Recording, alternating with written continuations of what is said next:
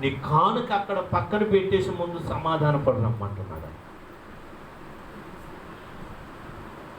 సమాధాన పడి అప్పుడు వచ్చి నువ్వేం చేయమని అంటున్నాడంటే అర్పణ అర్పించమంటున్నాడు. సమాధానం లేకుండా, సమాధానం పడకుండా ఆలోచించి నువ్వెంత దేవునికి అర్పణ అర్పించినది దేవునికి ఏమాత్రం కూడా అంగీకారం కానే కాదు. ఆలోచించేది పిల్లలు, నీ హృదయాన్ని సమాధానంతో ఆలోచించే, సమాధానపడు.